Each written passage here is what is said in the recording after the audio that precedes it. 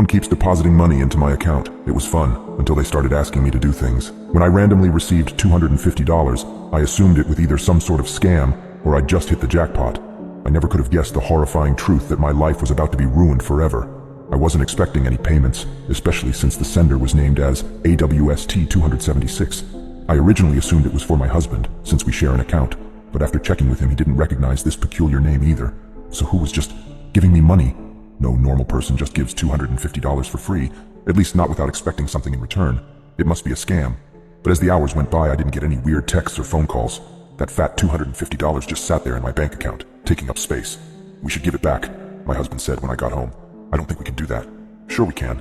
We call the bank, tell them to reverse the transaction." I shot him a look. "Or we could just keep it. Someone did give it to us. I'm not a bad person who steals money, but my husband and I didn't have the best jobs, and we had our kids to feed." "That's unethical," my husband said. "What's unethical is forcing the kids to eat rice and beans for lunch every day." I slammed the refrigerator shut and plopped down on the couch. "Look, I feel a little weird about it too, okay? But it's not like I picked up a wallet someone dropped and found $250 in it. Someone actually gave this to us, whether it was accidental or not." We eventually both went to bed, and my husband gave in. If only I'd known the truth of where that $250 came from, I would have sent it back immediately. But unfortunately my greed got the better of me. I now wish I had just listened to my husband. When I woke up the next morning, there was a text from an unknown number waiting for me. "At 2:13 p.m. today, go to the corner of 12th Ave and North St. Take a photo of the short man in the black coat." What the heck? But Jerry had already left for work. I'd tell him about it later. After waving to my kids on the bus, I left for work. But then another text came in as I was riding the elevator up. "If you want to keep the $250, take the photo." My throat went dry. I knew there would be a twist. It wasn't free money. Some weirdo wired $250 to me. The elevator door slid open and I stumbled out. How do they have my number? Is it someone I know? I glanced around at the hall of cubicles, at the people I'd worked side by side with for 5 years. Ed. Ed is weird enough to pull something like this, but then I frowned. If Ed were wiring me $250, he would be asking for a photo of something else. I set my phone face down on the desk and got to work. I didn't spend another thought on the text. I pretended it didn't even happen. I just focused on my happy little spreadsheets, on the upcoming presentation, and hoped it would all go away by 5. It didn't. At 2 o'clock sharp, my phone buzzed loudly, and when I pulled up the text, my breath caught in my throat. "Why haven't you left yet?" I glanced wildly around the office, but nobody was looking at me. I ran over to the window. The sidewalk below was filled with people, but none of them were looking up in my direction. Fear pounded through my veins. Bzzzt, another text. "You want to give your kids that special lunch tomorrow, don't you?" I froze. They'd been in my yard, watching me, and now they were somewhere on the street, or in this very office, watching my every move. I had to comply. What's the worst that could happen? It's just a picture, right? I shot up from the desk and ran to the elevator. It took me 8 minutes to get to the corner of 12th and North, running, in heels. Panting, I glanced around at my surroundings, but I didn't see anything out of place. A woman jogging by, a mother pushing a stroller, 2 businessmen arguing as they crossed the street, and at 2:13, a short man in a black coat strolled into view. He pressed the button for the crosswalk. Quickly, I whipped out my phone, pretended I was texting, and snapped a photo of him. I rushed back to the office building, tears stinging my eyes as my fingers slid across the screen. "Here's your photo," I texted with the image. "Now leave me the F alone." I thought this would be the end of it, but I was so wrong. After work, I went to the grocery store. I got my kids organic sliced turkey and aged Gouda and effing gourmet Swiss chocolate for lunch tomorrow. I played their stupid little sick game, and damn it if I wasn't going to reap the rewards. As the goods approached the conveyor belt, my phone vibrated. A new notification. "Woohoo! You just got paid." My heart fell into my stomach, and it fell through the floor when I saw the amount. $1,000. Whatever they were going to ask me to do tomorrow, I had a feeling it was going to be a lot worse than taking a photo of some random guy. I threw my groceries into the trunk of the car, the whole world going blurry with my tears. Just ignore it. Whatever they ask you to do tomorrow, just don't respond. They'll take the money back and that'll be it. Then you can go to the police and tell them everything. But I was naive to assume they'd wait until tomorrow, because as I started the car, my phone buzzed again. "Drive to the pier." I stared at those 4 words, my heart pounding in my chest, and then I leapt into action. "I don't want to play your sick effing game," I texted, my hands shaking. "Take your money back. I don't want it. Leave me alone." Brst, new text. "It's too late for that," I swallowed. "What do you mean, it's too late?" I wrote back. 3 dots popped up showing they were typing, and then the message appeared. "Because the cargo is already in your back seat." My heart pounded in my ears. Did he go into my car? "You really shouldn't leave your car unlocked, Lynn." I closed out of the texting app, pulled up the phone and began dialing 911. Something thumped against the back of my seat. Every muscle in my body froze.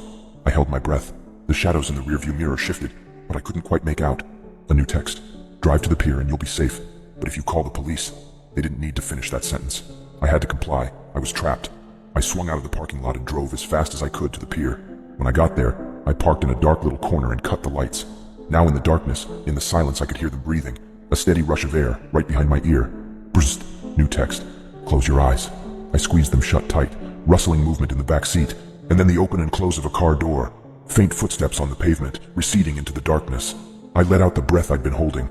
I don't know how long I'd been sitting there with my eyes closed, but I eventually drove home sobbing, praying that this whole nightmare was over. Maybe it was all finally over, but I wasn't so lucky. Because this morning, when I woke up, I had a new notification, a $10,000 deposit. All I could do was sit there, staring at my phone, my heart pounding in my chest. I couldn't eat, couldn't move, because I knew sooner or later I'd get the instructions. It was almost noon when my phone pinged. Hands shaking, I picked it up and stared at the message. Deliver the package to 12 Maple Avenue. Package? What pack? Ding. The doorbell rang, followed by a dull thump on the porch. No, no, no, no. The kitchen swam beneath me. Slowly, I forced myself up, then I walked to the door and swung it open. At my feet, there was a brown box. It wasn't that small, about a foot on a side. Heart pounding in my chest, I reached down and picked it up. It was heavier than I expected, but not exceedingly so. Taking deep breaths, I started back inside. I stopped. There was a pool of dark liquid where the box had just been. I lifted the box up and saw in the center, the cardboard was wet, soggy, stained dark red. I dropped the box and screamed. It made a wet thwack on my front porch. I leapt inside and slammed the door. Brrst, new text, my phone, on the kitchen table. The screen lit up with a message. I slowly walked towards it, the pain building in my chest. Deliver the package, Lynn, I texted back, my fingers flying over the screen. F off. You're sick. I'm calling the police. The reply came back almost instantly. You'll be dead before you get the chance. I whipped around, and then I saw it. On the other side of the street, a black sedan with dark windows idled by the curb.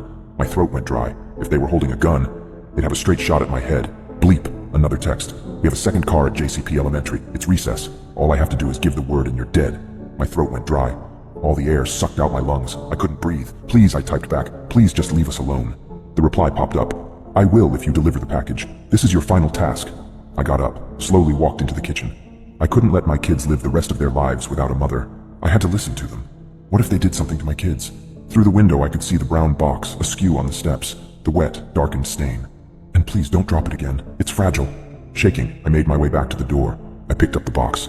Something thunked against the side as I rotated it in my hands. I swallowed and tried not to imagine what was inside. I stiffly walked to the car, put the box into the passenger seat. Then I got in the driver's seat and stared out the windshield. I can't do this.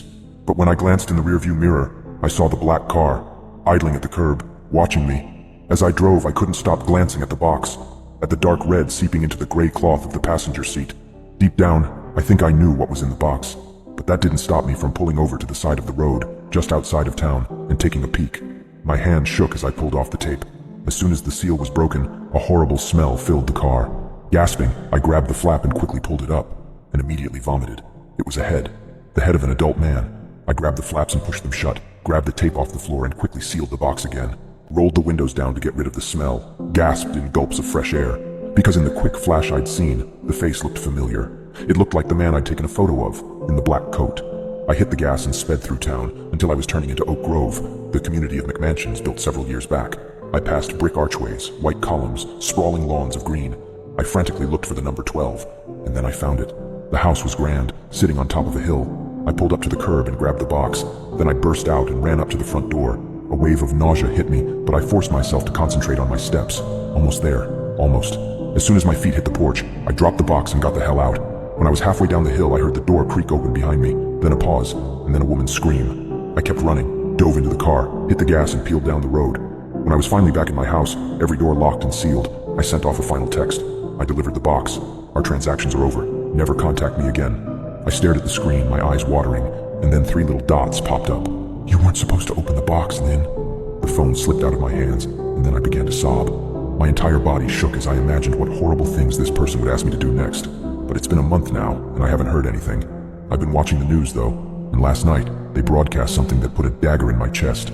The police have been working for months on the local man's murder, and while they never traced anything back to me or the person who deposited money into my account, they finally got a break in the case. They found the murder weapon, buried in some muck in the water next to the pier, buried right next to a photo with my name on it. The police were about to show up at my house, and there was nothing I could do to prove my innocence.